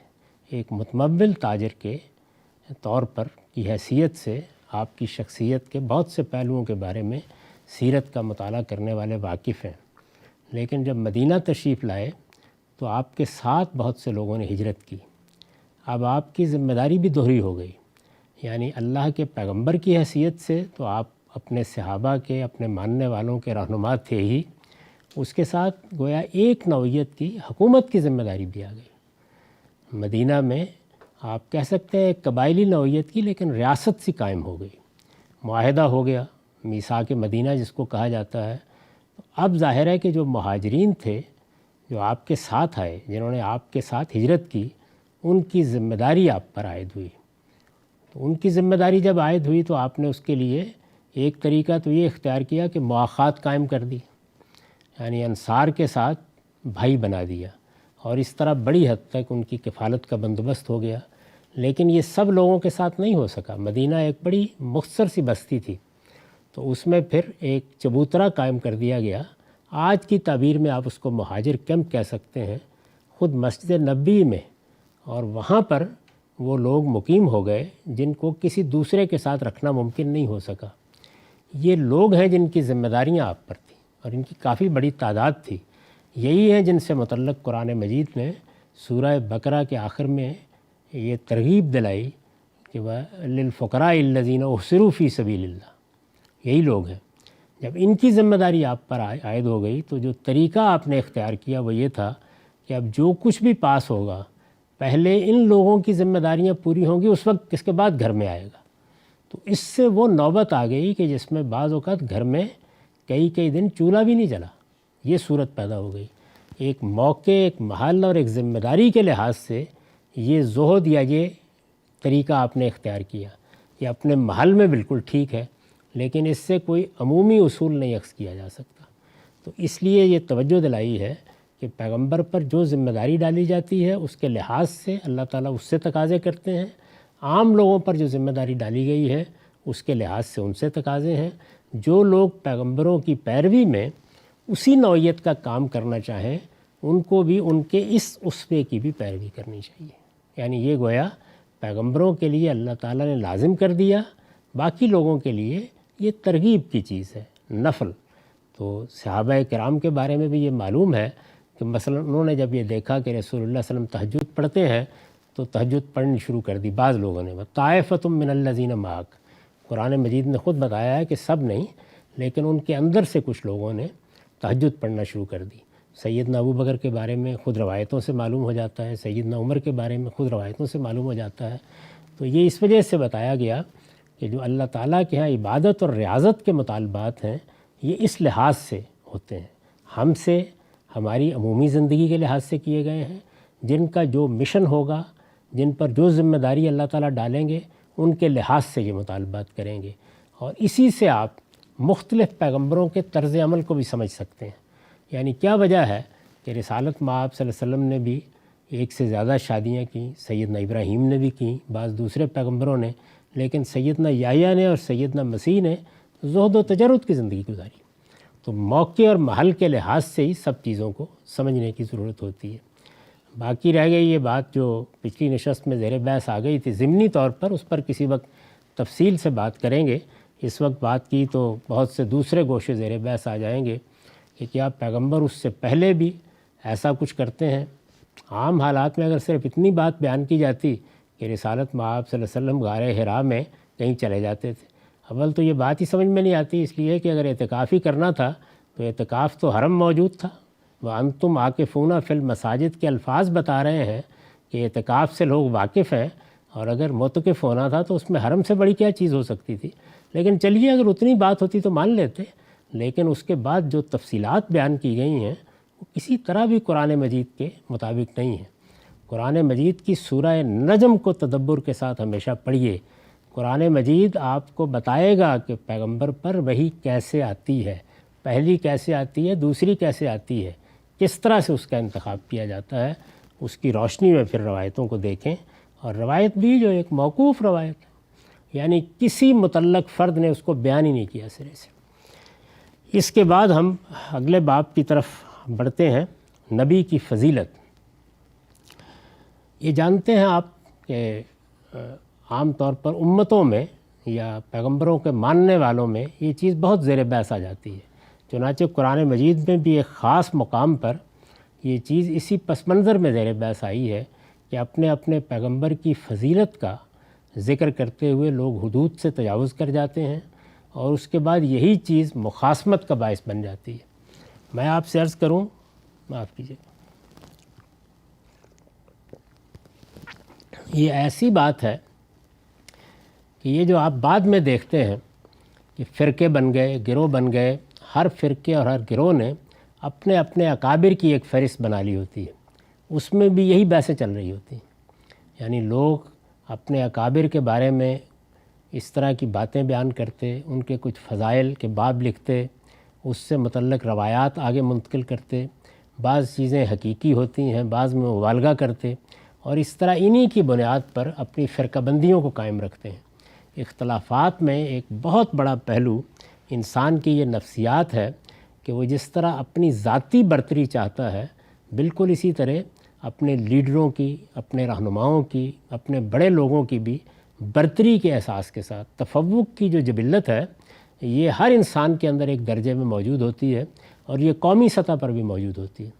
یعنی یہ بات بالکل صحیح ہے جو دور حاضر میں بعض فلسفیوں نے متعین کر کے بتائی کہ اگر آپ دیکھیں تو یہ جو شکم ہے، پیٹ لگا ہوا ہے، بھوک، ہر انسان اس کے سامنے بے بس ہو جاتا ہے، اسی طرح جنس کی جبلت اور اسی طرح تفوق اور برتری کی جبلت یہ کام کرتی ہے، یہ فرد میں بھی اور قوموں میں بھی۔ اگر آپ غور کریں تو یہ برتری کی جبلت ہے جس کا ظہور انا میں ہوتا ہے، اور یہی جبلت ہے کہ جس کا ظہور ابلیس کیا ہوا، اور یہی جبلت ہے کہ جس پر قابو پانے کے نتیجے میں فرشتوں کو ایک بڑا مقام ملا، اس لیے کہ بہت برتر ہونے کے باوجود انہوں نے کوئی تردد نہیں کیا اور اللہ کے حکم پر جھک گئے۔ تو اس چیز کو پس منظر میں رکھ کے اس باب کے مباحث کو دیکھیے، نبی کو ایک عمومی فضیلت تمام انسانوں پر حاصل ہوتی ہے، یعنی یہ تو ایک مانی ہوئی بات ہے کہ جب اللہ تعالیٰ نے تمام انسانوں میں سے اپنے پیغام کو پہنچانے کے لیے، اپنی ہدایت لوگوں تک پہنچانے کے لیے ایک ہستی کا انتخاب کیا ہے، تو اس میں تو دو رائے نہیں ہو سکتی کہ ایک عمومی فضیلت تو حاصل ہے۔ نبی کو ایک عمومی فضیلت تمام انسانوں پر حاصل ہوتی ہے۔ اس میں ہو سکتا ہے کہ کوئی شخص یہ کہے کہ اس انتخاب کو فضیلت سے کیوں تعبیر کیا جائے؟ قرآن مجید اس میں صریح نص ہے، اس میں بنی اسرائیل کے بارے میں بالکل یہی لفظ استعمال کیا گیا ہے، یعنی یہ بات بھی واضح کر دی گئی ہے کہ وَلَقَدْ اخْتَرْنَهُمْ عَلَىٰ عِلْمٍ عَلَى الْعَالَمِينَ، یعنی بنی اسرائیل کا جو ساری دنیا کی قوموں میں انتخاب ہوا ہے وہ انتخاب ہوا ہے، اصطفاء ہوا ہے۔ تو وَلَقَدْ اخْتَرْنَا یعنی ہم نے ان کو منتخب کیا ہے، اپنے لیے چن لیا ہے۔ اس طرح ان اللہ اصطفیٰ آدم و نوح و آل ابراہیم و آل عمران علی العالمین، وہاں بھی لفظ استفاء استعمال کیا ہے۔ بالکل اسی طریقے سے سورہ بقرہ میں اور بعض دوسری جگہوں کے اوپر فضلہ کا لفظ استعمال کیا ہے۔ تو گویا استفاء اگر کسی کا انتخاب کیا گیا ہے، اللہ کی طرف سے انتخاب کیا گیا ہے، اگر کسی سرزمین کا انتخاب کیا جائے جیسے فلسطین کا انتخاب کیا گیا تو اس کو الارض المقدسہ کہیں گے۔ میں نے توجہ دلائی ہے کہ تقدیس کا مطلب یہ ہے کہ کسی زمین کے خطے کو، کسی خطہ ارض کو اللہ تعالیٰ نے اپنے کسی کام کے لیے منتخب کر لیا، اپنے لیے خاص کر لیا، جیسے جبل طور کا انتخاب ہوا، جس طرح سے سرزمین عرب کا انتخاب ہوا، جس طرح کہ فلسطین کا انتخاب ہوا۔ تو سورہ مائدہ میں فلسطین کو اسی اعتبار سے الارض المقدسہ کہا گیا ہے، یعنی گویا اللہ تعالیٰ نے اس زمین کا انتخاب کر لیا، یہ زمین اللہ کے ساتھ خاص ہو گئی۔ اللہ کے ساتھ خاص ہو گئی تو اس کا مطلب یہ ہے کہ اس کو ایک طرح کی تقدیس حاصل ہو گئی۔ بالکل ایسے ہی جب اللہ تعالیٰ کسی انسان کا استفاء کرتا ہے، برگزیدہ کرتا ہے، اسے اپنے لیے منتخب کر لیتا ہے تو اس کو گویا ایک طرح کی فضیلت حاصل ہو گئی باقی سب انسانوں پر۔ تو یہ فضیلت ہے، یہ استفاء کے نتیجے میں حاصل ہوتی ہے، یہ سب قرآن مجید نے خود اپنے استعمالات سے واضح کر دی ہے۔ نبی کو ایک عمومی فضیلت تمام انسانوں پر حاصل ہوتی ہے، چنانچہ انبیاء علیہم السلام کا ذکر کرنے کے بعد ایک جگہ فرمایا ہے وَكُلًّا فَضَّلْنَا عَلَى الْعَالَمِينَ، اور ان میں سے ہر ایک کو ہم نے دنیا والوں پر فضیلت دی تھی۔ دنیا والوں پر فضیلت دی تھی یعنی دنیا کے سب لوگوں کو چھوڑ کر ان کا اپنے مشن کے لیے، اپنی ہدایت پہنچانے کے لیے، اپنا پیغام پہنچانے کے لیے انتخاب کیا تھا۔ تو ظاہر ہے کہ جب اللہ تعالیٰ کسی کا انتخاب کریں گے تو باقی لوگوں پر اس کو ایک فضیلت حاصل ہو جائے گی۔ یہی معاملہ جو ہے یہ قومی حیثیت سے بنی اسرائیل کا ہے، لیکن قرآن کا بیان ہے کہ اس کے ساتھ ایک خصوصی فضیلت ان میں سے بالخصوص رسولوں کو کسی نہ کسی پہلو سے ایک دوسرے پر بھی حاصل ہوتی ہے، اور اس کے اعتبار سے وہ دوسروں پر ممتاز ہوتے ہیں۔ یعنی ایک تو عمومی فضیلت ہے کہ تمام انسانوں میں سے ان کا انتخاب ہوا، پھر اس کے بعد خود ان کے اندر خصوصی فضیلت کا معاملہ ہے، لیکن قرآن کا بیان ہے کہ اس کے ساتھ یعنی اس عمومی فضیلت کے ساتھ یہ جو باقی سب انسانوں پر حاصل ہوئی ہے، اس کے ساتھ ایک خصوصی فضیلت ان میں سے بالخصوص رسولوں کو، نبیوں کے بارے میں بھی یہ چیز ہوگی، لیکن خاص طور پر رسولوں کو کسی نہ کسی پہلو سے ایک دوسرے پر بھی حاصل ہوتی ہے۔ یعنی قرآن مجید کسی مطلق فضیلت کا کوئی تصور نہیں دیتا، لیکن یہ بتاتا ہے کہ نبیوں کو، رسولوں کو عام انسانوں پر ان کے اختصاص کی وجہ سے، ان کے استفاء کی وجہ سے، اللہ کے ان کو اپنے لیے منتخب کر لینے کی وجہ سے عمومی فضیلت ہے، اور پھر خود ان کے اندر بھی درجات ہیں۔ ایک لحاظ سے گویا ایک کو فضیلت حاصل ہے تو دوسرے لحاظ سے دوسرے کو فضیلت حاصل ہے۔ یہ اصول ہے جس کو قرآن نے بیان کیا۔ ارشاد فرمایا ہے تلک الرسل فضلنا بعضهم علی بعض منہم من کلم اللہ ورفع بعضهم درجات وآتینا عیسی ابن مریم البینات وأیدناہ بروح القدس۔ یہ سورہ بقرہ کی 253 آیت ہے، اور اس میں بھی جو پس منظر ہے اگر آپ نکال کے اس کو پڑھیں، خاص طور پر البیان میں دیکھیں تو میں نے اس کو واضح کر دیا ہے کہ یہ فضیلت ہے جو اصل میں قوموں کے مابین حق و باطل کا معیار بن جاتی ہے۔ یعنی وہ آنے والے کو قبول کرنے کے لیے تیار نہیں ہوتے، انہیں محسوس ہوتا ہے کہ اچھا اگر ہم موسیٰ علیہ السلام کے ماننے والے تھے تو اب محمد الرسول اللہ کو کیسے مان لیں؟ یہ گویا ایک پیغمبر کی فضیلت میں کسی دوسرے کو شریک کرنا ہے۔ قرآن مجید نے اسی کی نفی کرتے ہوئے یہ بتایا ہے کہ بنی اسرائیل بھی اس بات کو جانتے ہیں لیکن مانتے اس لیے نہیں ہیں کہ یہ جو رسول ہیں ہم نے ان میں سے ایک کو دوسرے پر فضیلت دی۔ یعنی رسولوں کی فضیلت کا معاملہ یہ ہے اس طرح کہ ان میں سے کسی سے اللہ خدا ہم کلام ہوا اور کسی کے درجے اس نے بعض دوسری حیثیتوں سے بلند کیے، اور آخر میں مریم کے بیٹے عیسیٰ کو ہم نے نہایت واضح نشانیاں دیں اور روح القدس سے اس کی تائید کی۔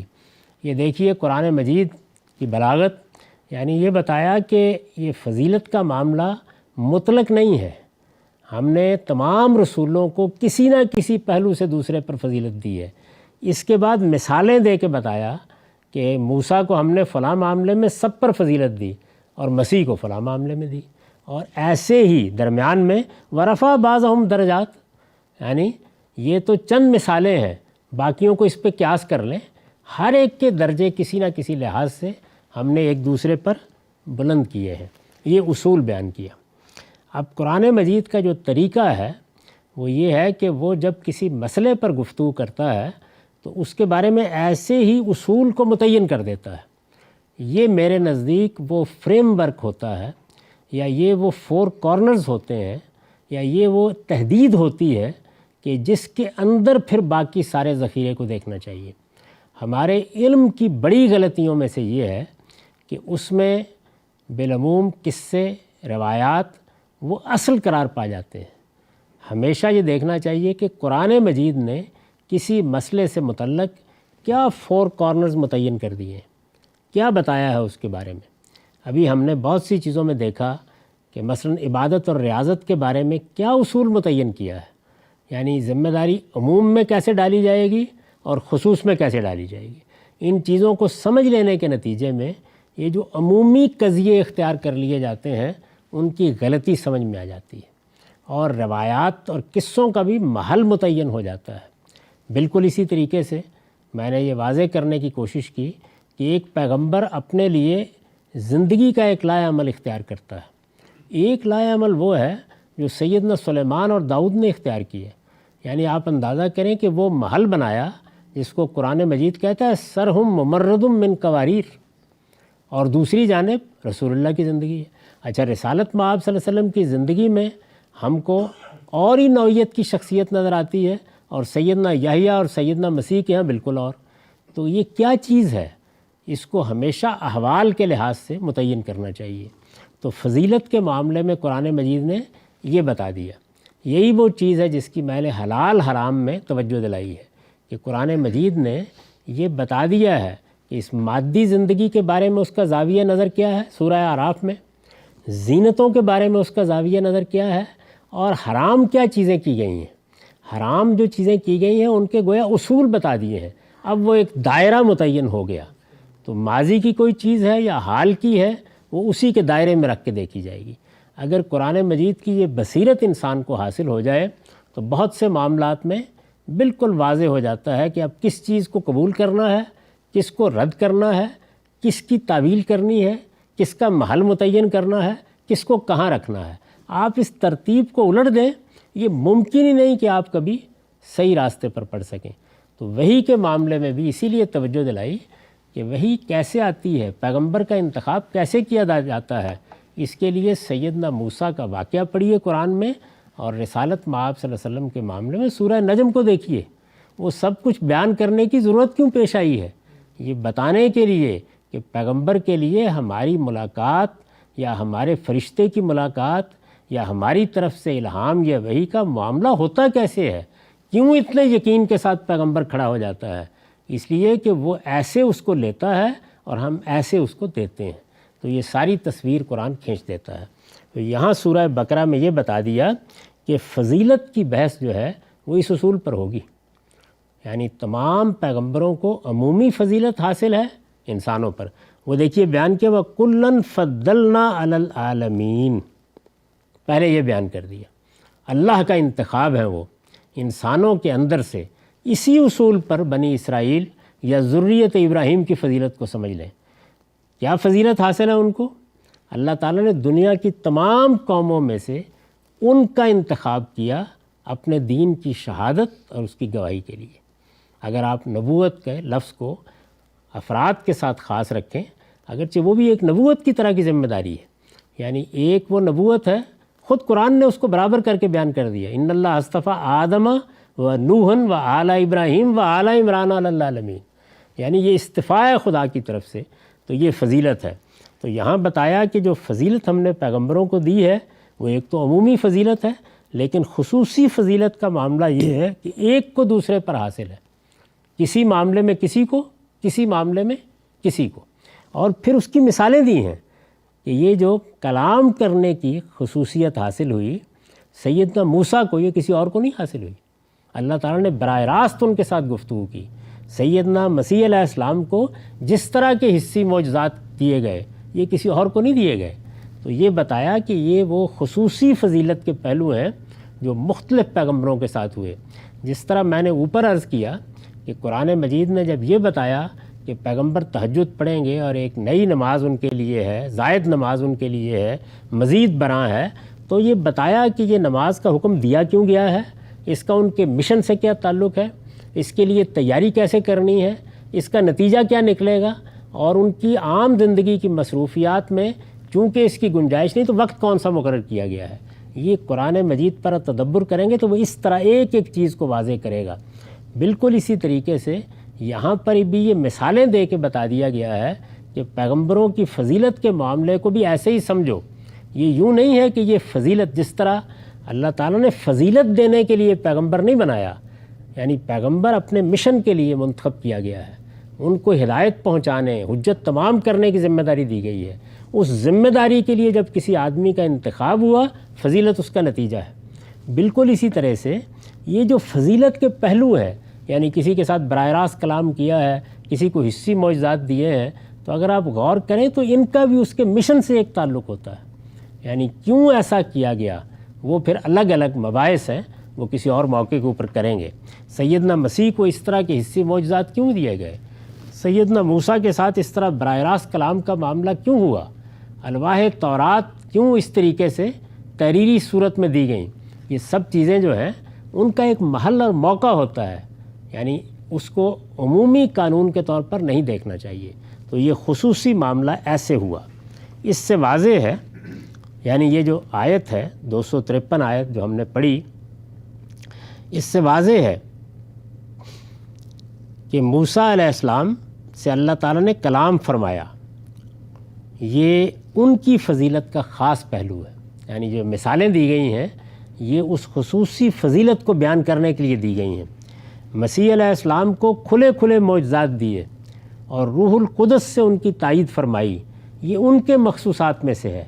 دوسرے پیغمبروں کے درجات و مراتب کو بھی اسی پر قیاس کیا جا سکتا ہے، یعنی جو ان کا مشن ہے، جو چیز پیش نظر ہے، جس ذمہ داری پر وہ فائز کیے گئے ہیں، اس کے لحاظ سے اللہ تعالیٰ ان کو معجزات بھی دیتے، ان کے ساتھ خصوصی معاملہ بھی کرتے تاکہ وہ ان ذمہ داریوں کو پورا کر سکیں۔ اور جب اللہ تعالیٰ یہ کرتے ہیں تو ظاہر ہے کہ ایک نوعیت کی فضیلت دوسروں پر ان کو حاصل ہو جاتی ہے، یعنی خود پیغمبروں کے مابین فضیلت کے درجات اس طرح سے مختلف ہو جاتے ہیں۔ نبی صلی اللہ علیہ وسلم نے اپنے متعلق فرمایا ہے، یعنی اب یہ دیکھیے کہ خود رسالت مآب صلی اللہ علیہ وسلم نے بھی بالکل قرآن مجید کے اسی اصول کو سامنے رکھ کر اس سوال کا جواب دیا ہے۔ اللہ تعالیٰ نے وہاں کیا کیا؟ مثالیں دی ہیں کہ میں نے موسیٰ علیہ السلام کو اس معاملے میں فضیلت دی، اور بھی پہلو ہوں گے فضیلت کے، لیکن وہاں چونکہ مثال دے کے بات سمجھانا پیش نظر ہے تو اس کا ذکر کیا۔ مسیح علیہ السلام کا ذکر کیا، رسالت مآب صلی اللہ علیہ وسلم نے اپنے بارے میں فرمایا، نبی صلی اللہ علیہ وسلم نے اپنے متعلق فرمایا ہے فضلت علی الانبیاء بست اوتیت جوامع الکلم ونصرت بالرعب واحلت لی المغانم وجعلت لی الارض طہورا ومسجدا وارسلت الی الخلق کافہ وختم بی النبیون۔ یہ مسلم کی روایت ہے۔ مجھے 6 باتوں میں نبیوں پر فضیلت دی گئی ہے۔ فضلت علی الانبیاء بست، 6 باتوں پر نبیوں میں فضیلت دی گئی ہے۔ پہلی کیا ہے؟ اوتیت جوامع الکلم، مجھے جامع اور مختصر بات کہنے کی صلاحیت دی گئی۔ یعنی رسالت مآب صلی اللہ علیہ وسلم یہ فرماتے ہیں، اور یہ بالکل واقعہ ہے، اگر آپ روایتوں میں دیکھیں تو آپ کی اپنی زبان سے نکلے ہوئے کلمات کو روایت باللفظ کے طریقے پر جب ادا کیا گیا ہے، حیرت انگیز جامعیت ہوتی ہے۔ یعنی ایک مختصر سا جملہ، چھوٹی سی بات، لیکن اس میں ایک جہان معنی پوشیدہ ہوتا ہے۔ مجھے جامع اور مختصر بات کہنے کی صلاحیت دی گئی ہے۔ وَنُصِرْتُ بِالرُّعْبِ، مجھے روب کے ذریعے سے نصرت بخشی گئی ہے۔ یعنی تنہا اپنے قبیلے میں کھڑے ہیں، بہت سے موقعوں پر بھی یہی صورت پیدا ہو گئی ہے، لیکن ایک خاص نوعیت کا روب آپ کی شخصیت سے آپ کے دشمنوں کی طرف منتقل ہوتا تھا، اور یہ گویا اللہ کی نصرت بن جاتی تھی۔ آپ کے علم میں ہے، بعض واقعات آپ سیرت میں پڑھیں گے کہ آپ کسی موقع کے اوپر ابو جہل کے پاس چلے گئے، کسی موقع پر کسی دوسرے آدمی کو آپ نے توجہ دلائی کہ اپنے معاملات کو ٹھیک کرو، تو ایک خاص نوعیت کا جو شخصیت میں روب اور دبدبہ ہوتا ہے وہ آپ کے لیے خصوصی طور پر اتارا گیا۔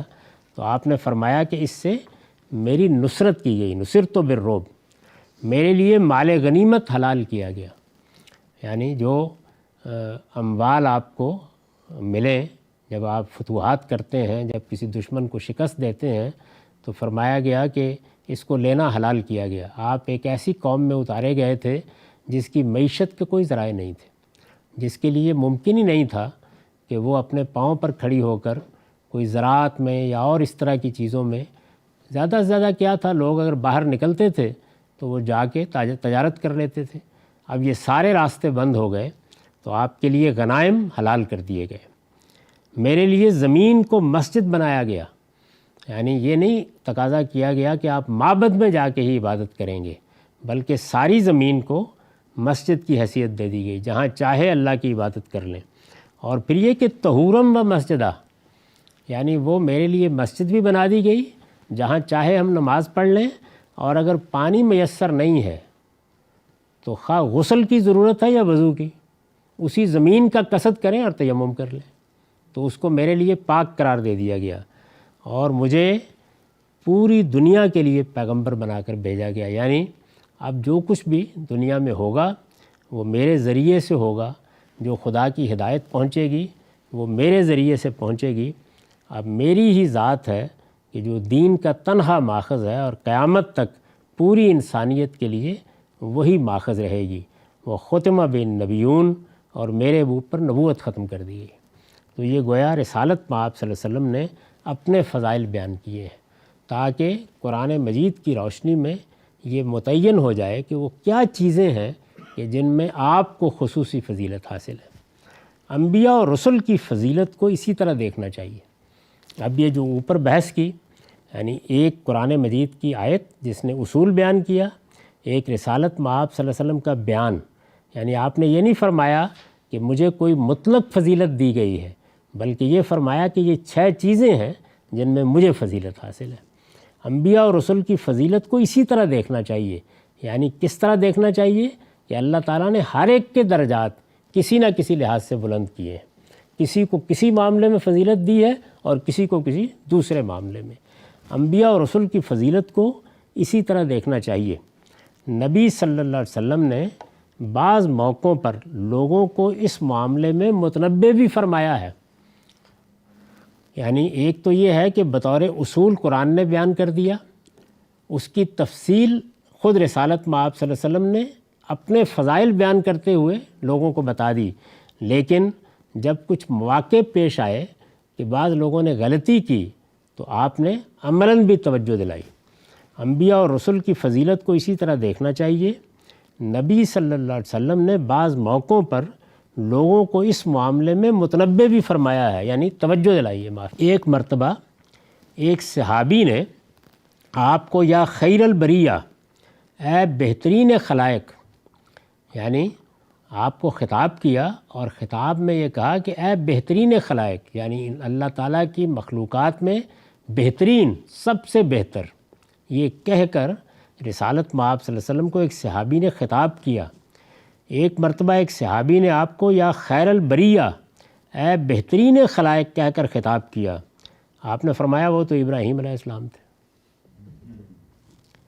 ایک موقع پر پوچھا گیا کہ لوگوں میں سب سے معزز کون ہے؟ فرمایا یوسف، پیغمبر بن پیغمبر بن پیغمبر بن ابراہیم خلیل اللہ۔ یعنی اگر حسب و نسب سے کوئی فضیلت حاصل ہونی ہے تو وہ یوسف کو ہونی چاہیے۔ پیغمبر خود بھی، پیغمبر کے بیٹے اور پیغمبر کے پوتے، اور پھر اوپر بھی پیغمبر، اور پیغمبر کون؟ ابراہیم خلیل اللہ۔ تو جب یہ کہا گیا یا خیر البریہ تو جواب میں فرمایا کہ وہ تو ابراہیم علیہ السلام تھے۔ جب یہ بات کہی گئی کہ سب سے معزز کون ہے تو جواب دیا یوسف۔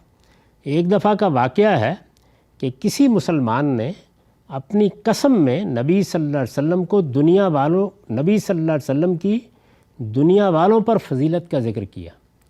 ظاہر ہے کہ جب ہم مسلمان ہوتے ہیں، ایک پیغمبر پر ایمان لاتے ہیں، تو ایک خاص طرح کا تعلق اور ایک وہی تفوق کی جبلت، برتری کی جبلت وہ حدود میں نہیں رہنے دیتی۔ ایک دفعہ کا واقعہ ہے کہ کسی مسلمان نے اپنی قسم میں نبی صلی اللہ علیہ وسلم کی دنیا والوں پر فضیلت کا ذکر کیا، تو ایک یہودی نے جواب میں کہا، مدینے میں واقعہ پیش آیا، اس ذات کی قسم جس نے موسیٰ کو دنیا والوں پر فضیلت دی ہے۔ یعنی ادھر ایک صحابی نے رسول اللہ صلی اللہ علیہ وسلم کے بارے میں یہی بات کہی، اور جواب میں ایک یہودی نے موسیٰ علیہ السلام کے بارے میں یہی بات کہی۔ مسلمان نے یہ سنا تو اسے غصہ آ گیا اور اس نے یہودی کو ایک تھپڑ کھینچ مارا۔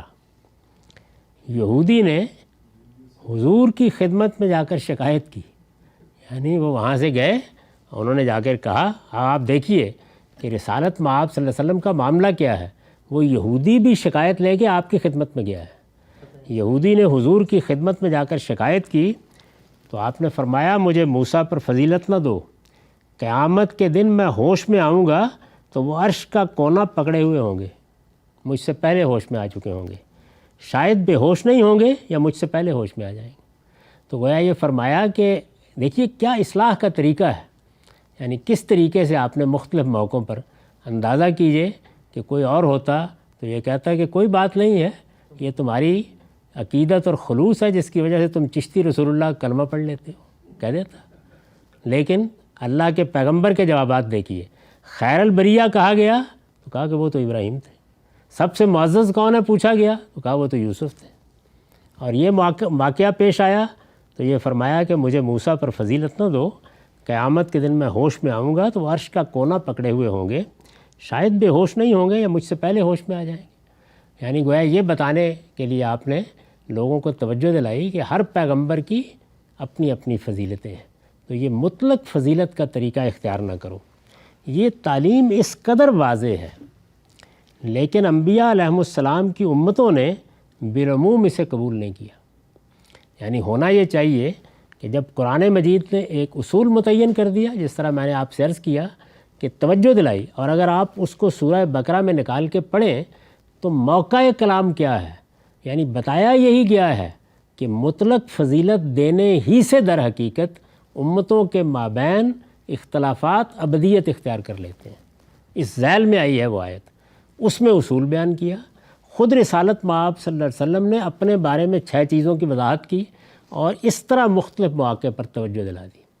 اب یہ دیکھیے کہ جو ذہنیت پیدا ہوتی ہے مذہبی لوگوں میں وہ یہ ہے کہ یہ ساری باتیں ایک طرف ہوں گی اور پھر کوئی اسی نوعیت کی بات سامنے آ جائے گی کہ جس سے کوئی مطلق مفہوم نکلے گا تو اس کو ہم بنیاد بنا لیں گے۔ یہ واضح تعلیم ہے، یہ تعلیم اس قدر واضح ہے، لیکن انبیاء علیہم السلام کی امتوں نے بالعموم اسے قبول نہیں کیا، بلکہ اس کی جگہ ایک بالکل غلط رویہ اختیار کر لیا، جس کی وجہ سے ان کے درمیان تعصبات کی دیواریں کھڑی ہو گئیں اور وہ ایک دوسرے کے دشمن ہو کر باہم جنگ و جدل میں مبتلا ہوئے۔ یعنی یہ جو کچھ بھی آپ دیکھتے ہیں وہ اسی سے پیدا ہوتا ہے۔ اب ہم مسلمانوں کو جو تعلیم دی گئی ہے وہ کیا ہے؟ یہ سارے پیغمبر ہمارے پیغمبر ہیں۔ یعنی مجھے اگر کسی وقت پیغمبروں کی فضیلت کے معاملے میں بات کرنی ہوگی تو میں کہوں گا کہ میرے پیغمبر مسیح علیہ السلام کو یہ فضیلت حاصل ہے، میرے پیغمبر موسیٰ علیہ السلام کو یہ فضیلت حاصل ہے، میرے پیغمبر بلکہ ہمارے ابو الآباء ابراہیم علیہ السلام کو یہ فضیلت حاصل ہے۔ تو یہ جس وقت آپ کہتے ہیں تو اس کا مطلب یہ ہے کہ پورے سلسلہ نبوت کے ساتھ آپ کا تعلق بالکل ٹھیک قائم ہو جاتا ہے اور آپ ان چیزوں سے اٹھ جاتے ہیں۔ استاذ امام لکھتے ہیں ان انبیاء کی امتوں نے جو روش اختیار کی وہ یہ ہے کہ ان میں سے جس نے جس نبی و رسول کو مانا سارے فضائل و خصوصیات کا جامع تنہا اسی کو بنا کر رکھ دیا۔ یعنی مسیح علیہ السلام کے پیرو ہوئے تو اب خواہش کیا ہے کہ کسی دوسرے کے لیے کوئی فضیلت مانی ہی نہ جائے سرے سے، تمام فضائل تمام خصوصیات وہ ان کے ساتھ وابستہ کر دی جائے۔ ہمارا معاملہ بھی یہی ہے، خصوصیات کا جامع تنہا اسی کو بنا کر رکھ دیا اور دوسرے کسی نبی و رسول کے لیے کسی فضیلت کا تسلیم کرنا ان کے نزدیک ایمان کے منافی قرار پایا۔ یعنی وہ سمجھتے ہیں کہ یہ تو اس پیغمبر کو ہم مانتے ہیں، اس کے ماننے والے ہیں، اس کے نام لیوا ہیں، تو بات کیا بنی اگر مطلق فضیلت نہ مانے۔ اس تعصب و تنگ نظری کا نتیجہ یہ ہوا کہ پچھلی امتوں میں سے ہر امت اپنے اپنے خول میں بند ہو کر رہ گئی۔ یعنی مسیحیوں کے لیے سیدنا موسیٰ کے ساتھ وہ معاملہ نہ رہا، ہمارے لیے ہم سے پہلے کے پیغمبروں اور پہلے کتابوں کے ساتھ وہ معاملہ نہیں رہا، جبکہ ہونا یہ تھا کہ ہم یہ کہتے کہ یہ سب پیغمبر ہمارے پیغمبر ہیں، یہ سب پیغمبر ہمارا افتخار ہیں، یہ سب پیغمبر ہمارے لیے مرجع ہیں، ان کی ہدایت وہ ہدایت ہے جس پر ہمیں عمل کرنا ہے، اور اللہ تعالیٰ نے ان سب کو کسی نہ کسی دائرے میں فضیلت دی ہے۔ اس تعصب و تنگ نظری کا نتیجہ یہ ہوا کہ پچھلی امتوں میں سے ہر امت اپنے اپنے خول میں بند ہو کر رہ گئی، اور یہ بات جو ہے کہ یہ ایک دین ہے، یہ سب کا دین ہے، یہ سب پیغمبروں کا دین ہے۔ محمد الرسول اللہ صلی اللہ علیہ وسلم اسلام کے بانی نہیں ہیں، وہ اسلام کے آخری پیغمبر ہیں۔ مسیح اسلام کے پیغمبر ہیں، موسیٰ اسلام کے پیغمبر ہیں علیہم السلام، ابراہیم اسلام کے پیغمبر ہیں، نوح اسلام کے پیغمبر ہیں، اور ہم سب پیغمبروں کے ماننے والے ہیں۔ لا نفرق بین احد من رسلہ، اللہ کے رسولوں کے مابین ہم اس لحاظ سے کوئی فرق نہیں کرتے کہ ایک کی ہدایت کو لیں گے اور دوسرے کی نہیں لیں گے، سب کی ہدایت وہی ہدایت ہے، سب اللہ کا پیغام لے کر آئے ہیں، سب نے ایک ہی پیغام پہنچایا ہے۔ یہ اللہ ہے جو کسی معاملے میں اگر ترمیم و تغیر کرتا ہے تو بالکل سادہ عقلی اصول پر بعد والی بات پہلی بات کی ناسخ ہوتی ہے، اسی اصول پر ہم پورے دین کو قبول کرتے ہیں۔ اس تعصب و تنگ نظری کا نتیجہ یہ ہوا کہ پچھلی امتوں میں سے ہر امت اپنے اپنے خول میں بند ہو کر رہ گئی، اور اس کے لیے دوسرے نبیوں اور رسولوں کی برکات سے فائدہ اٹھانے کی راہ مسدود ہو گئی۔ آپ اپنے ہاں دیکھ لیں، بالکل یہی صورتحال ہے۔ یعنی جب ہم توجہ دلاتے ہیں کہ فلاں معاملے میں ذرا انجیل کو دیکھیے، فلاں معاملے میں انبیاء کے صاحب کو دیکھیے، فلاں معاملے میں ذرا تورات کا مطالعہ کر لیجئے، لوگ محروم ہیں اس سے۔ یعنی اتنی بڑی چیزیں ہیں لیکن محروم ہیں۔ اگر وہ صحیح روش اختیار کرتی ہیں یعنی امتیں، تو ہر رسول ان کا رسول اور ہر ہدایت ان کی ہدایت ہوتی، ہر رسول ان کا رسول اور ہر ہدایت ان کی ہدایت ہوتی، اور وہ اس ہدایت میں سے بھی حصہ پاتی جو اب قرآن مجید کی صورت میں آخری ہدایت کی حیثیت سے دنیا کے سامنے ظاہر ہوئی۔ یعنی اگر پہلے وہ غلط روش نہ ہوتی تو محمد الرسول اللہ کا انکار بھی نہ ہوتا۔ پہلے اگر لوگ اپنا اپنا پیغمبر بنا کے نہ بیٹھ گئے ہوتے تو تعصبات اس جگہ پر نہ پہنچاتے، پھر محمد الرسول اللہ کی ہدایت کو لوگ لپک کر لیتے اور قرآن مجید کو سینے سے لگاتے۔ اسی حقیقت کی طرف سورہ بنی اسرائیل میں بھی ارشاد فرمایا ہے وَلَقَدْ فَضَّلْنَا بَعْضَ النَّبِيِّينَ عَلَىٰ بَعْضٍ وَآتَيْنَا دَاوُودَ زَبُورًا، اور ہم نے انبیاء میں سے بعض کو بعض پر فضیلت دی ہے، اور ہم نے داؤد کو زبور عنایت کی. یعنی یہ زبور کی کتاب کی حیثیت سے فضیلت کا بیان ہے کہ کیا کتاب ہے، کیا مناجاتیں ہیں اس کے اندر، کیا نغمات ہیں، کیا حسن بیان ہے. تو گویا خاص طور پر ذکر کیا کہ داؤد کی فضیلت یہ تھی کہ ہم نے اس کو زبور جیسی کتاب دی. تو آپ دیکھ لیں کہ یہ قرآن مجید کا وہ بیان ہے جس کو اگر سامنے رکھیں، روایات کو اس کی روشنی میں دیکھیں اور ان کے رد و قبول کا فیصلہ بھی اسی روشنی میں کریں، تو ہم کہاں کھڑے ہوتے ہیں؟ سب پیغمبر ہمارے پیغمبر، سب کی دعوت ہماری دعوت، سب کی ہدایت ہماری ہدایت، اسلام کے پیغمبر، اسلام خدا کا وہ دین جو آدم علیہ السلام سے لے کے محمد الرسول اللہ تک ایک ہی رہا ہے. ہم اس دین کے ماننے والے ہیں اور سب پیغمبروں کو اپنے پیغمبر سمجھ کر سب کے فضائل کا اعتراف کرتے ہیں. اقول و قولی ھذا واستغفر اللہ لی ولکم ولسائر المسلمین.